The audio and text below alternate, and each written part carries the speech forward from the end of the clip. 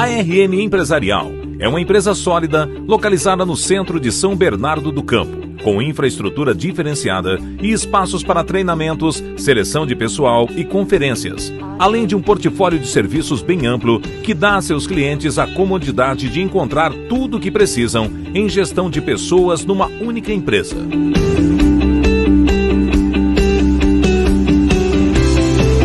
Portaria, recepção, limpeza, zeladoria e jardinagem para condomínios empresariais e residenciais, indústrias e empresas de qualquer segmento.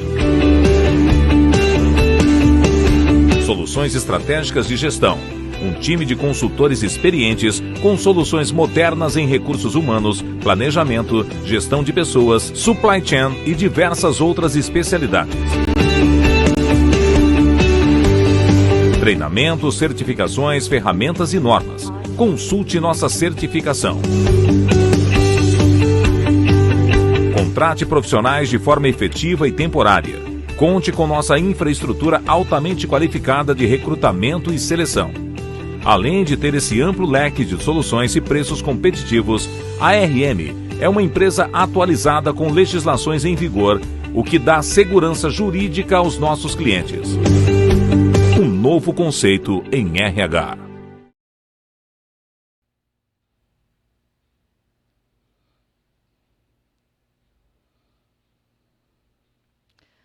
Olá, boa tarde, ou bom dia, boa noite para quem vai assistir depois, no canal da RM no YouTube.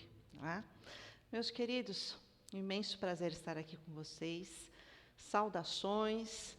Eu espero que todos estejam bem, né, dentro do possível, com saúde, passando os seus dias com plenitude. A gente tem passado aí momentos muito difíceis por conta da pandemia e tudo está muito mais potencializado, muito mais agravado. E então, né, nós já tivemos a oportunidade de conversar sobre alguns assuntos. Esse é o nosso terceiro encontro e hoje o foco do nosso bate-papo será sobre síndrome de burnout. E aí, né, vamos iniciar aí a apresentação e conversar um pouco a respeito. Eu vou introduzir o assunto, esclarecer, desmistificar, né, alguns conceitos, tem alguns equívocos, e depois a gente vai abrir para um bate-papo. E aí, por favor, fiquem à vontade para vocês também posicionarem, colocarem tudo que vocês considerem, né, de dúvidas, curiosidades. A gente abre o espaço para conversar um pouco mais, tá ok? Então, lá vamos nós. Quando nós estamos falando de síndrome de burnout, e não é burnout, porque não é francês, né, é um termo americano, né, então do inglês, é exatamente essa questão do esgotamento profissional. E aí a gente vai entender como que funciona e também esclarecer algumas diferenças. Eu não sei se vocês recordam, né, mas no nosso encontro passado nós falamos sobre estresse, falamos sobre depressão, falamos sobre ansiedade. E eu estou retomando aqui um pouco, só para a gente já começar a esclarecer algumas questões. Quando a gente está falando de estresse ocupacional, nós estamos falando do estresse direcionado para a questão do trabalho. Então, o estresse é realmente um grande algoz da nossa sociedade e que causa, assim, problemas terríveis, né? O quanto a gente se desgasta por conta do estresse. E aí o nosso corpo físico, principalmente, reage.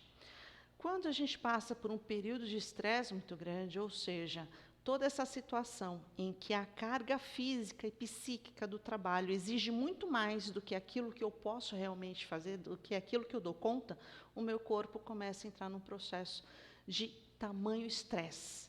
E esse desgaste, quando a gente entra em alerta, tem que ficar acelerado, tem que dar conta de muita coisa, o nosso corpo sofre aí um processo que gera um desgaste muito grande.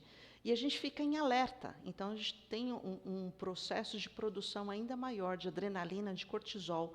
E isso acaba sendo numa carga muito grande e o nosso corpo realmente não dá conta. E aí é onde a gente começa a somatizar. Agora, tem pessoas que acham que burnout e estresse ocupacional é a mesma coisa, e na verdade não é. O estresse ocupacional, você pode passar por um período de estresse. Então, vamos supor que no trabalho, você passe algumas situações, como, por exemplo, nossa, semana de auditoria, certificação, visita do cliente. Quando a gente fala de instituição, de hospital, de escolas, vamos considerar aí períodos de prova, de avaliação, de inspeção. Então, são alguns picos, né? Ou então teve um processo, uma crise, muitas demissões, e aí não conseguiu ainda repor esse quadro, as pessoas estão muito sobrecarregadas. Então, passamos aí por um processo, um período de estresse, mas ele é pontual. O problema é que quando ele não passa e ele se prolonga por mais tempo, se torna um estresse crônico, e aí a gente entra na síndrome de burnout. Aí se fala, eita, então realmente o burnout é algo que é muito mais complexo e que envolve muitos dos sintomas, tanto do estresse quanto da depressão. Mas só para vocês entenderem um pouco, espera lá, como que aconteceu, quando que surgiu essa síndrome de burnout, como que faz pouco tempo que começou a ser disseminado, falado, que a OMS começou a divulgar um pouco mais. Na verdade, ela já faz um bom tempo, na verdade, algumas décadas, que ela começou a ser estudada e realmente formalizada. E quem começou esse trabalho foi o Herbert Freudenberg, na década de 70. Então, o Freudenberg, um psicólogo alemão, a família dele, né, alemã, e na época, que é muito interessante, e até eu acho que é pertinente comentar aqui com vocês, para vocês entenderem o processo, de uma família judia, e aí eles, por conta do nazismo, eram perseguidos, e eles fugiram para os Estados Unidos. Então, por isso que alguns especialistas falam que Freudenberg é americano. Na verdade, a origem dele realmente é alemã. E aí, quando ele foi para os Estados Unidos, ele trabalhou por um bom tempo fazendo um trabalho voluntário. E ele acompanhou vários hospitais, instituições, fazendo esse trabalho de uma ação comunitária, ajudando muitas pessoas que estavam adoecidas. E ele começou o estudo do burnout quando ele começou a perceber que muitos dos seus colegas profissionais da saúde estavam adoecendo, estavam passando por esse esgotamento físico e mental, tamanha entrega, tamanha doação para o trabalho. E aí o que é interessante, né? Ele desenvolveu todo um construto a respeito, toda essa teoria, e também depois deu-se seguimento a Cristina Maslach, que também é uma psicóloga renomada, né, dos Estados Unidos, e ela deu continuidade aos estudos do Freudenberg e ficou muito conhecida porque ela desenvolveu, inclusive, um inventário que ajuda no processo de diagnóstico, de mapeamento, mas para trabalhar também a prevenção. E aí, quando a gente fala desse processo, o que é muito interessante é que a gente fala assim, poxa, e como que funciona, né? A síndrome de burnout, como que ela é caracterizada? Como que a gente pode entender? Como que acontece esse esgotamento profissional? Né? Por que tem que ser atrelado ao trabalho? Por quê? Esse fenômeno ocupacional foi identificado e é desencadeado exatamente pela organização do trabalho e pelas condições de trabalho. Só que aí nós temos os dois lados. Tanto o lado das empresas ou das instituições, sejam escolas, hospitais, como também do próprio perfil da pessoa. Porque a gente tem que analisar que também tem aquele perfil que ele fica o tempo todo querendo abraçar o mundo, assume muita responsabilidade, e aí acaba desencadeando todo esse processo. Então, quando a gente está falando da síndrome de burnout, é algo que vai consumindo a pessoa, vai consumindo o trabalhador, não só porque ele é sugado pela empresa, pelo sistema, pela cultura organizacional, mas porque ele se permite. Às vezes é um perfil que ele gosta tanto do que faz, trabalha com tanta dedicação, os conhecidos como workaholics ou work lovers, que aí perde a dosagem, perde a mão. E aí essa dedicação ao extremo vai fazendo com que a pessoa acabe impactando na vida dela em todos os sentidos, não só profissional, mas pessoal também. E aí nós temos três pilares importantes dentro da síndrome do burnout, que é exaustão emocional, quando exatamente a pessoa ela chega a um ponto que ela não tem mais energia, ela não consegue mais dar conta. Esse desgaste, esse cansaço tremendo, né? As pessoas, elas vão se perdendo. E aí, todo esse processo, que é extremamente doloroso, vai ficando num esgotamento tremendo. Aí a gente também tem a questão da despersonalização, que é quando tem total indiferença às atividades, né? Começa a ter pensamentos e atitudes até mesmo negativas, a pessoa começa a ter até um comportamento de um certo cinismo, né? E isso é uma característica muito forte do burnout. E esses 2 primeiros pilares foram desenvolvidos pelo Fraudenberg. E o terceiro pilar, que é a baixa realização profissional, foi inclusive a Cristina Maslach que desenvolveu. Porque foi quando ela começou a perceber que as pessoas, além de ter esse esgotamento, falta de energia, esse comportamento mais negativo, esse cinismo, um humor às vezes meio ácido, ela começou a perceber que as pessoas entravam num processo depressivo também. E começavam a se questionar, se sentindo incapazes, com uma baixa autoestima, totalmente desmotivadas e infelizes no trabalho. Então, é interessante porque nós temos aí essas 3 dimensões que não necessariamente apresente as 3, pode ser uma por vez. Né? Para quem está entrando, pessoal, ótima tarde para vocês, sejam muito bem-vindos. E aí, vamos lá, quando a gente fala, né, então como que eu posso entender, Úrsula, como que funciona essa questão do estresse e do burnout? Vamos entender que o burnout, ele inicia com o estresse. Então, o estresse ocupacional vai se tornando uma frequência cada vez maior, se torna crônico, e aí já é a porta de entrada para a síndrome de burnout. Então, só para vocês entenderem um pouco como que isso funciona. Quando a gente tem todo esse processo, né, de estresse no nosso corpo, né, nós temos os fatores estressores. Lembra da nossa web anterior? Quem não pôde assistir, entra no canal, vale a pena, que vai entender até melhor o que eu estou comentando aqui com vocês. É pouco tempo, então não dá para aprofundar tanto, então vale a pena vocês darem uma olhada lá, tá?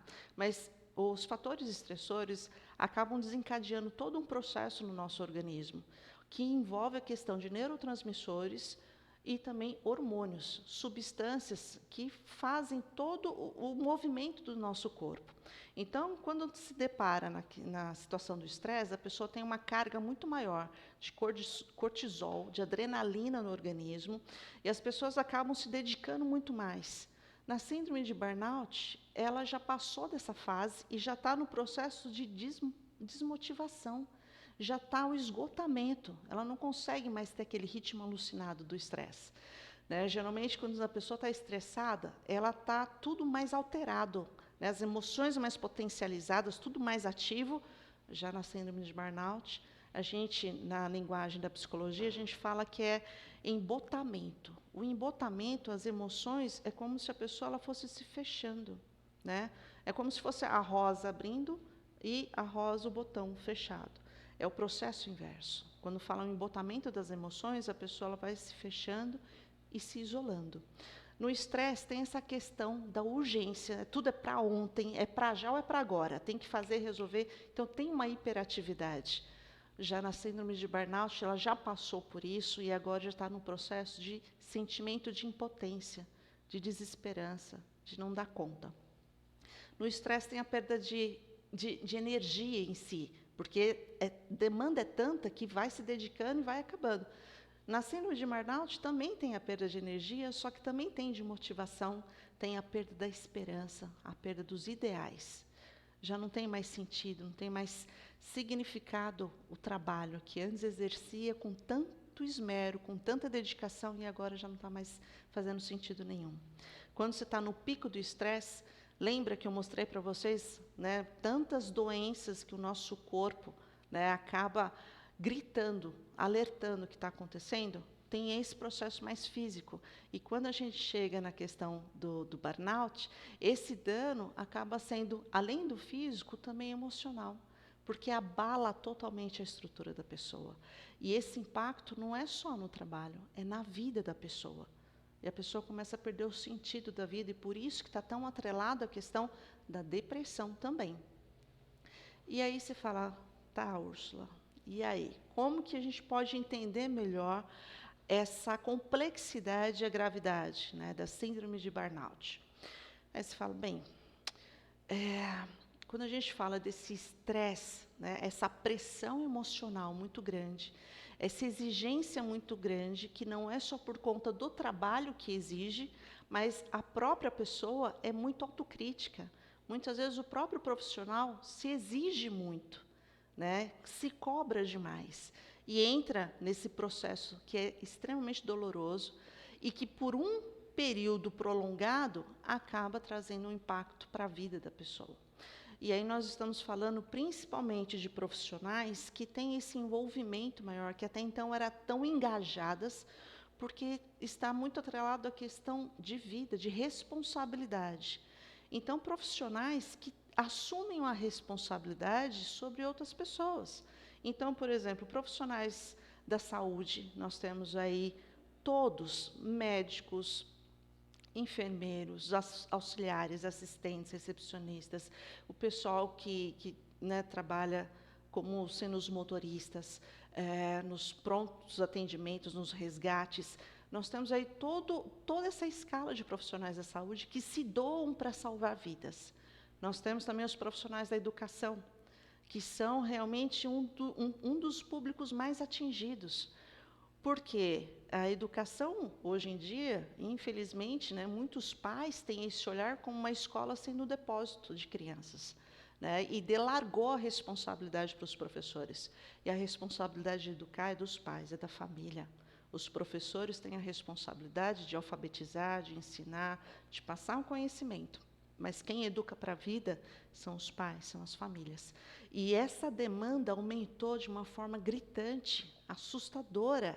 E os professores muitas vezes não estão dando conta. Ainda mais nesse processo que a gente está vivendo, em que os professores são muito mais cobrados, né? E aí tem que se adaptar, tem que fazer o sistema híbrido, tem que fazer o sistema remoto, tem que preparar a atividade, como dar conta, né, e a responsabilidade dessas crianças, né? Então, na área da educação é muito comum, e eu já me deparei em muitos clientes, pacientes também, profissionais, que muitas vezes chegam ao ponto de ouvir o sinal da escola e já começar a sentir taquicardia, passar mal, falta ar, mas porque está tudo atrelado ao trabalho. Nós temos os profissionais da segurança pública, policiais, bombeiros, vigias, né, são aqueles que também estão se dedicando para salvar a vida de outras pessoas, para proteger as pessoas, a população, e isso requer uma responsabilidade muito grande. Então, quando a pessoa tem uma dedicação ao extremo, ela acaba se desfigurando, se anulando em função do outro. E aí nós temos aí diversos profissionais, né, na questão financeira. Meu Deus, os bancários, né, profissionais que trabalham no ramo financeiro, é assustador, porque você está cuidando do patrimônio das pessoas, é uma responsabilidade muito grande, investimentos, atendimento ao público, e sem falar da questão das metas, né? Muitas metas a cumprir, a responder, e isso traz um desgaste tremendo. E nós temos demais profissionais, jornalistas, vigias, porteiros, que têm a responsabilidade de atender as pessoas, de passar informação, de cuidar, de zelar, seja como for, e aí muitas vezes se perde. Da mesma forma como muitos gestores, empresários, empreendedores, da área de direito também, que são pessoas, profissionais que estão ali no comando, julgando a vida de outras pessoas, e é uma responsabilidade muito grande. Então, todo esse processo, né, de você ter que cuidar do outro, esses fatores estressores acabam sobrecarregando muito, e as pessoas não dão conta. Sem falar que, muitas vezes, a carga horária é muito grande. Né? Tem profissionais que se dedicam ao extremo, né? Não são só as 8 horas, às vezes são 10, 12, 14, 16 horas de trabalho, de dedicação, e muitas vezes não é só porque a empresa exige, às vezes a própria pessoa se predispõe a isso, e muitas vezes até por prazer, né? Muitos empreendedores, empresários, se dedicam tanto ao seu negócio que não percebem que estão adoecendo. Então, é uma carga horária muito vasta, ou a intensidade desse trabalho, dessa dedicação, e acaba sobrecarregando muito, né, a questão física, mental, emocional. Um outro fator que é muito importante comentar, que é muito pertinente, é o ritmo circadiano, ou relógio biológico. Aí você fala, mas qual o problema disso, Úrsula? Meu povo querido, presta atenção. Nós temos o dia e a noite. O ser humano, né, toda a nossa estrutura foi para estar desperto durante o dia e descansar à noite. E as pessoas, quando têm, né, todo um processo de turnos diferentes de trabalho, quando você tem que trocar ou forçar o seu relógio biológico, né, trabalhar à noite, tentar descansar ao dia, você está alterando todo o seu metabolismo. E quando você não tem pelo menos algumas horas reparadoras de sono, a produção de corticoide, né, cortisona no organismo, de melatonina, fica toda prejudicada. E aí mexe com todo o metabolismo também. Então, esse é um outro ponto muito delicado, que precisa de atenção. E fala assim, mas, poxa, quais são os sintomas? Né? A gente tem essa questão dos sintomas muito parecidos com o estresse, com a depressão. Então, desde a questão da fadiga, da falta de ar, da taquicardia, de perda do sentido do trabalho, perder o sentido da vida. Nós temos aí alguns estágios, só que, como o nome já diz, nós estamos falando de uma síndrome. Quando a gente fala de síndrome, é porque são vários sintomas. Então, você não tem como falar exatamente que tem estágios para isso, ou fases que vai cumprir a regra, né, a risca ali, porque depende de cada pessoa. Mas nós temos situações, por exemplo, que a princípio a pessoa, para se sentir responsável, ela acaba abraçando muita coisa para fazer ao mesmo tempo. E aí, nesse processo de autoafirmação, para mostrar que é capaz, que consegue, que dá conta, vai se dedicando cada vez mais. E isso vai fazendo com que a pessoa assuma mais responsabilidades e ela acaba deixando a própria vida de lado. Quer dizer, as pessoas não trabalham, né, para viver, vivem para trabalhar e acabam vivendo em função disso. Quantos casos de clientes, pacientes que eu tenho, que acompanho, empresários, empreendedores, professores, profissionais da saúde, que se dedicam tanto, né, se doam tanto ao trabalho, que muitas vezes não tem hora para comer, não tem hora para dormir, não tem hora para um prazer, para um lazer, para um hobby, porque só se dedica ao trabalho e só pensa nisso. Né? Não consegue, muitas vezes, lidar ou enfrentar. Na psicologia, a gente fala de coping, que é o enfrentamento. Né? As pessoas acabam fugindo dos conflitos, não enfrentam o problema, e simplesmente começa a somatizar cada vez mais. E o corpo começa a gritar. Né? E a pessoa fala, não, vai passar, é isso mesmo. Só que aí vem a parte social também. A pessoa começa a se isolar, a pessoa não quer mais sair, né? Que entra muito da depressão, que depois mais abaixo eu vou falar novamente. A pessoa não quer mais comer junto com os colegas de trabalho, tende muitas vezes a chegar mais cedo ou então mais tarde no trabalho para não ter que cumprimentar ninguém. Esse isolamento já é uma outra característica também. Né? E aí a autoestima acaba sendo direcionada só para o trabalho. E nessa situação, o que vai acontecendo? As pessoas começam a entrar num processo que ficam mais irritadas, mais intolerantes, e aí passa a ter uma certa agressividade. Né? E fica mais evidente, né, um cinismo ou um humor ácido. Agora, o que me assusta, que já aconteceu, inclusive eu sou na pós-graduação, eu leciono esse módulo sobre saúde do trabalhador, e há alguns anos eu tive até a oportunidade de assistir uma palestra que numa instituição que é tradicional, reconhecida, território nacional. E eles cederam o espaço para uma consultoria para falar sobre burnout. E eu fiquei extremamente chocada, porque as pessoas, os consultores ali, não eram profissionais da saúde, já começa por aí, e estavam totalmente equivocados, falando que síndrome de burnout era uma explosão, era um surto psicótico, e não é. A pessoa ela pode até chegar a esse ponto, mas não necessariamente. Muitos casos vão se consumindo e não chega a ter um surto psicótico, não chegam a explodir. Então, isso é muito delicado. Quando a gente está falando de um processo tão sério, ser banalizado por pessoas que não têm a devida formação ou conhecimento.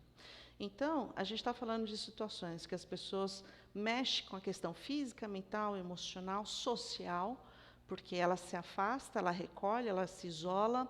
Antes era uma pessoa que interagia, que brincava, de repente fica num mau humor tremendo, né?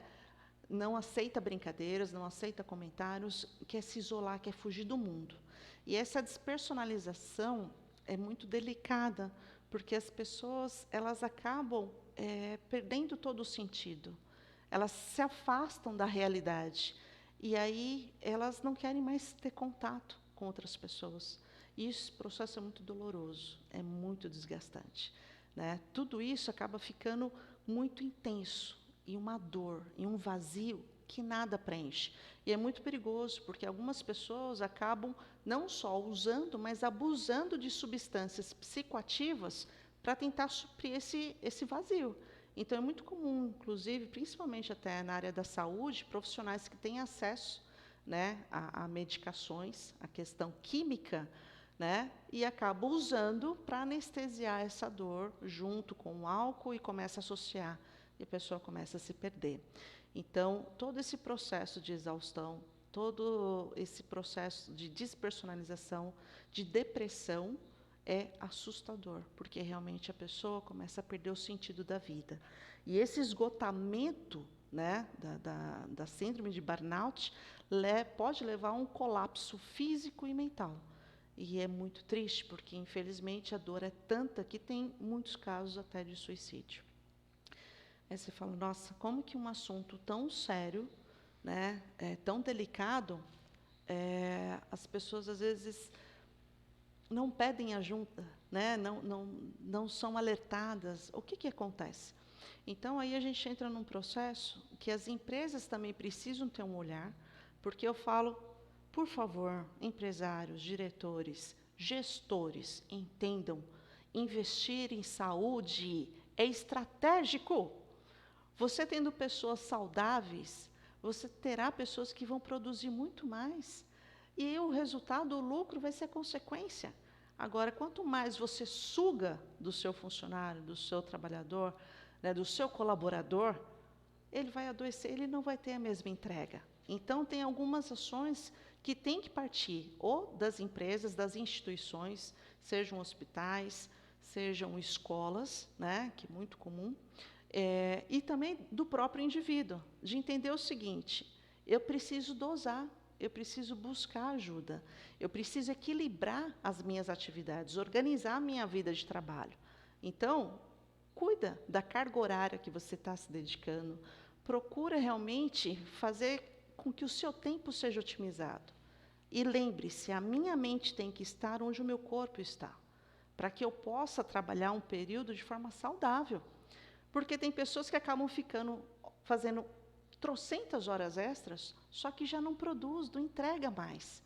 Até porque o corpo não dá conta, o cérebro não consegue, né? Então, não adianta você ficar tão mais tempo se você não tem a entrega, não tem o resultado, né? E o outro lado acontece também. Às vezes a pessoa está saindo no horário dela e ela os próprios colegas, às vezes nem é o gestor, os próprios colegas olham e falam, como assim, você já vai embora?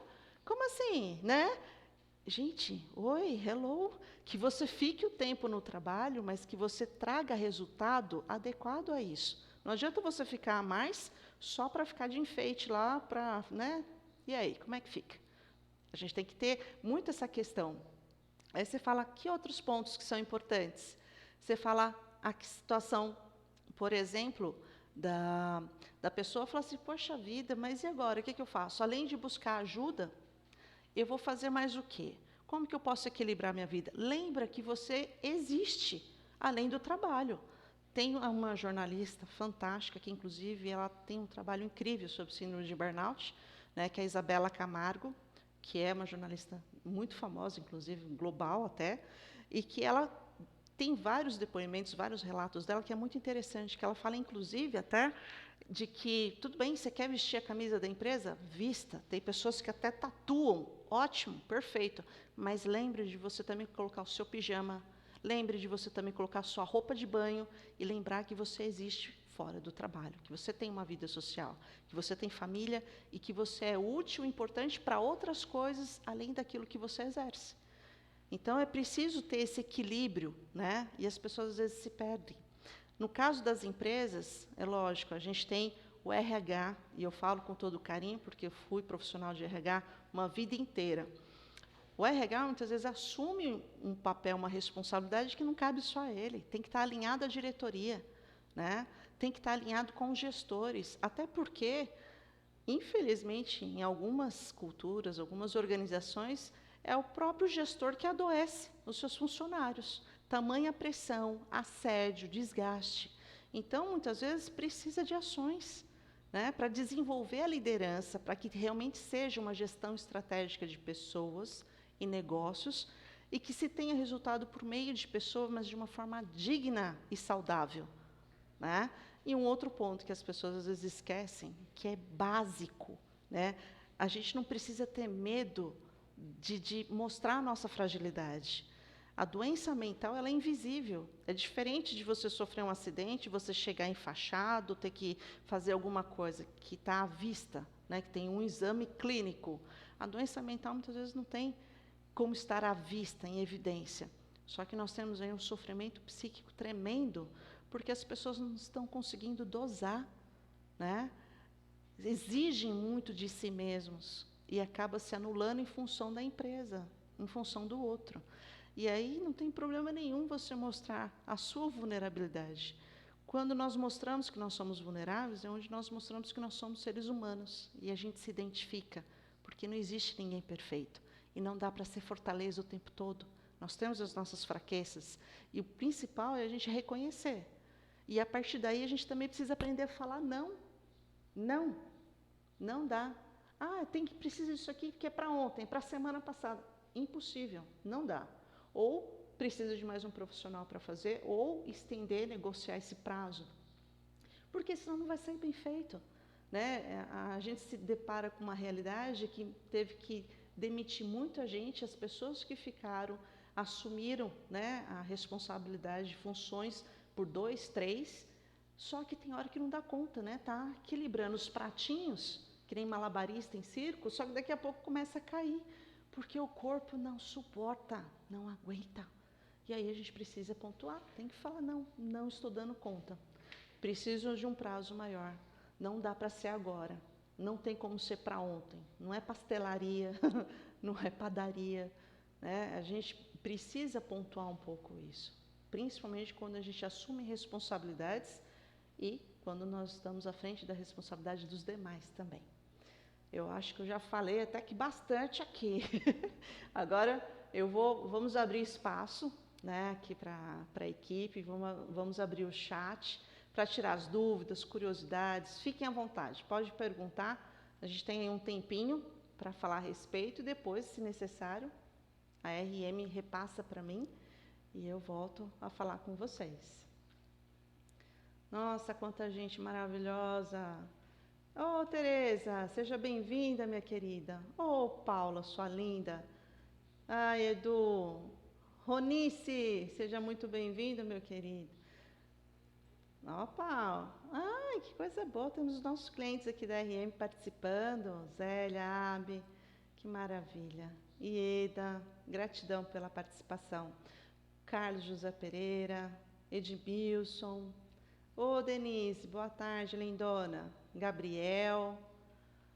Ai, vamos lá, Gabriel, por que o nome, né, da síndrome de burnout? Na verdade, essa síndrome, antes mesmo dela ser identificada, na década de 70, ela já era conhecida de outras formas. Então, estafa é uma delas, e até mesmo a questão, por exemplo, de neurastenia. Eu lembro da minha avó, quando via alguma pessoa irritada, nervosa, como uma boa cearense nordestina, ela falava, vixe Maria, que é isso, que criatura mais neurastênica, porque era uma pessoa estressada, nervosa, irritada.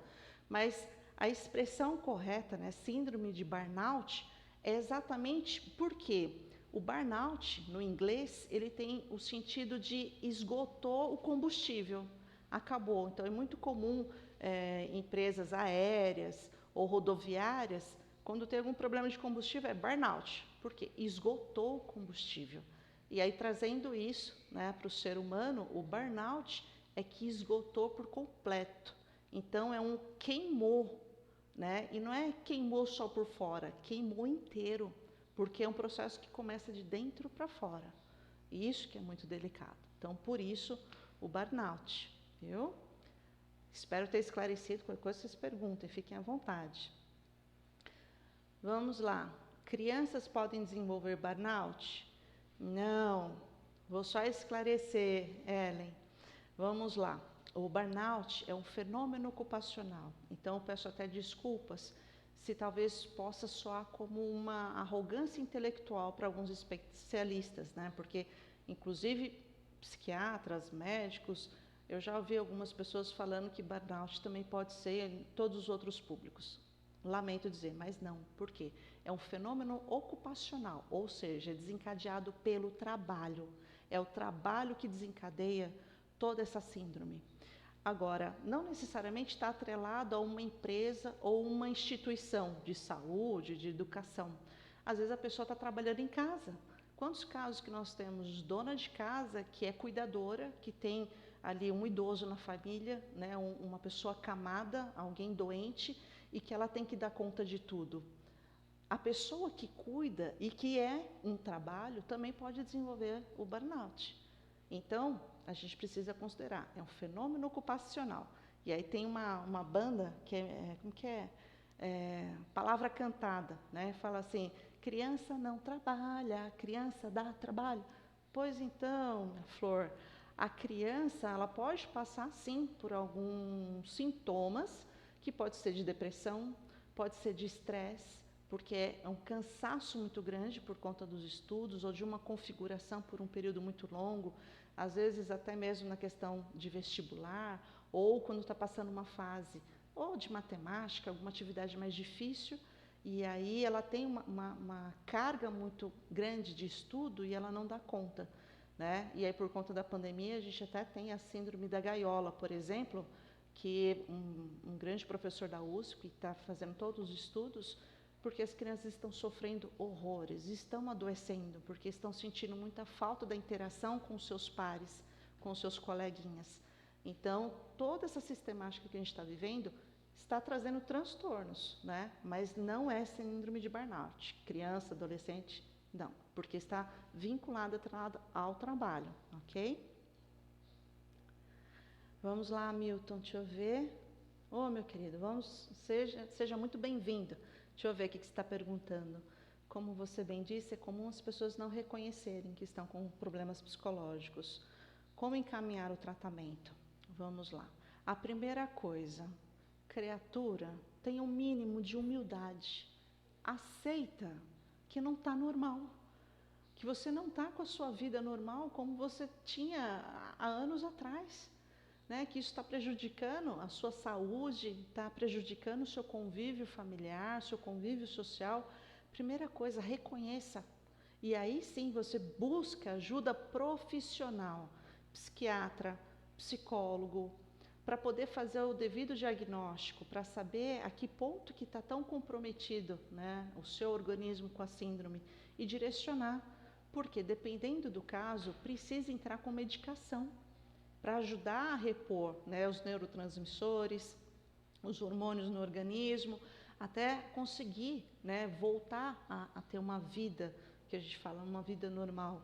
Mas a pessoa precisa de cuidado, precisa de tratamento, precisa passar por um processo de psicoterapia para enfrentamento da situação, dos problemas, de conhecer a si mesmo. E aí tem outras terapias fantásticas que podem ajudar bastante no processo também. Até porque tem situações que requer até uma equipe multiprofissional. Às vezes a síndrome ela já está num estágio tão avançado que compromete, por exemplo, até a questão motora da pessoa. Ela começa a ter paralisia dos membros, só de passar em frente à empresa, próximo da escola, começa a paralisar. Ela começa a ter um comprometimento maior, que muitas vezes até da fala, de ter apagão, perda de memória, ou então não lembra como que fala, e aí precisa muitas vezes de acompanhamento com fono, neurologista, fisioterapia, além do acompanhamento com psicólogo, com psiquiatra para medicação e tudo mais. Ai, tá, fada sua linda, gratidão, você está aqui, minha flor, obrigada. Ai, lindona. Fernando Eufrásio. Ô, meu querido, você acha que você está com tudo isso? Oi, desculpa, Fernanda. Ô, minha flor, desculpa. Eu olhei rápido aqui, que eu estou sem os óculos, releva. Vamos lá, Fê. Você acha que você está sentindo tudo isso? E pode ser que você esteja com estresse, depressão ou burnout. Bem, dentro dessa descrição que eu compartilhei aqui com vocês, faça uma análise. O que você consegue identificar que você fala, nossa, eu me vi, estou sentindo isso. Nossa, está caindo como uma luva. Para conseguir identificar se você ainda está num processo que pode ser uma depressão inicial, né? Não é um processo agudo, ou até mesmo de estresse, que ainda não é crônico, o importante é que você consiga identificar o quanto antes para não chegar na síndrome de burnout, que aí é muito mais complexo e intenso. Então, se você conseguir identificar a depressão ou o estresse, comece o tratamento o quanto antes. E para isso, busque ajuda profissional, principalmente psiquiatra e psicólogo, e depois você busca alternativas de atividades que possam te ajudar no processo também, ok? Cláudia Teles, ô lindona, boa tarde. Se a síndrome de burnout é reconhecida como doença ocupacional, o colaborador afetado pode processar a empresa? Na verdade, nem é pode. Tá bom, já respondo. Pode? Pode. E detalhe, muitas empresas têm todo um processo de direcionar como sendo, por exemplo, auxílio-doença. E, na verdade, é um acidente de trabalho e tem que, inclusive, abrir CAT. E aí o trabalhador tem um respaldo, porque ele tem uma estabilidade. Então, falando agora até da parte de legislação, é importante que as empresas tenham esse olhar para investir na saúde do trabalhador, nos cuidados para não chegar a esse ponto, porque pode entrar com processo sim. Letícia, sua linda, que saudade de você! Ai, que bom que você gostou, eu fico muito feliz. Quantas pessoas queridas que faz tanto tempo que não nos vemos, ainda mais nessa pandemia, como é gostoso, a gente se sente mais próximo, né? E é uma realidade realmente que nós estamos vivendo, né? Até por conta de todo esse contexto e todo o processo mesmo, né? Do trabalho, as pessoas estão, né? Principalmente as empresas, as pessoas são muito mais vistas às vezes como máquinas do que como seres humanos. E é o que eu brinco, né? Por aqui, né? Aqui não passa óleo, é sangue. E nós somos feitos de carne, osso, sangue e emoção.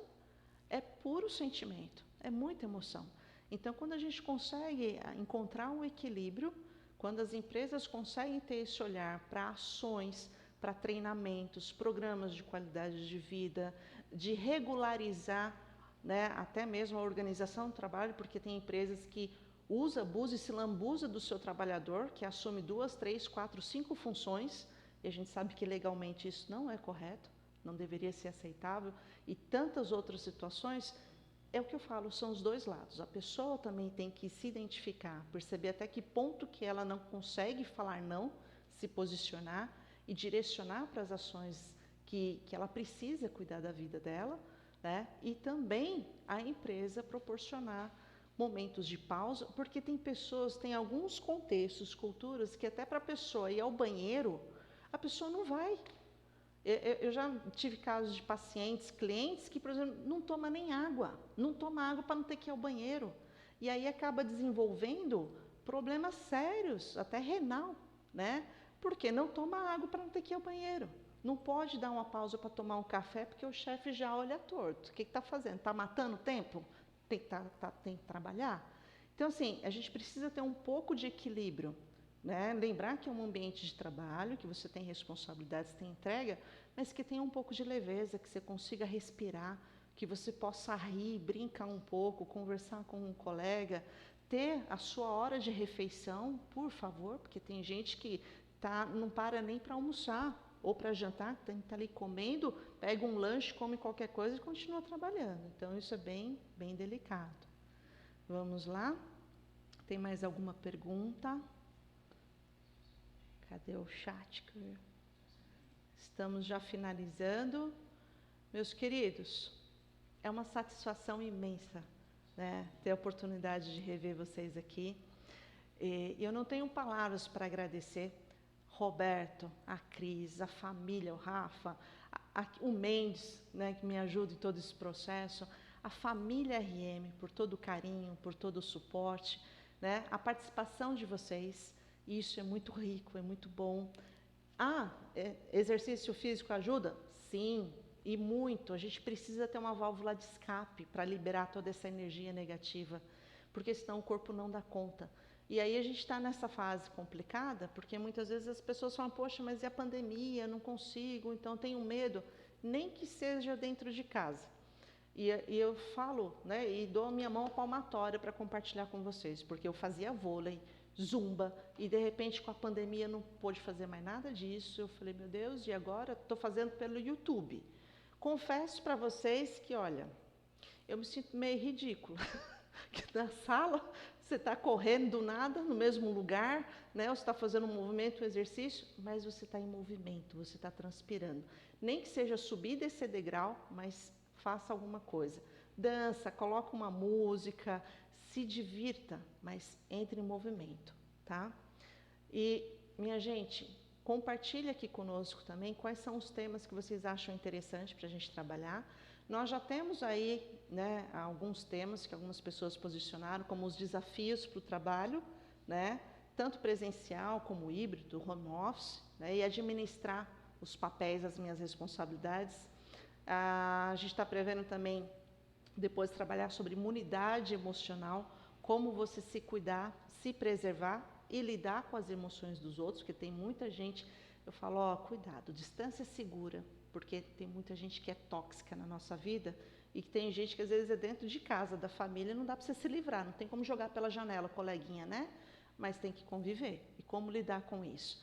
E nós estamos prevendo em janeiro a gente falar um pouco desse encerramento do ano de uma forma mais leve, falar de gestão de carreira e da própria vida, né? Como fazer esse balanço de uma forma mais saudável, positiva em dezembro. Só que são estimativas dentro do que vocês colocaram, mas fiquem à vontade para vocês sugerirem mais coisas. 2022 está chegando, a gente vai ter mais espaço aí para a gente trabalhar temas também.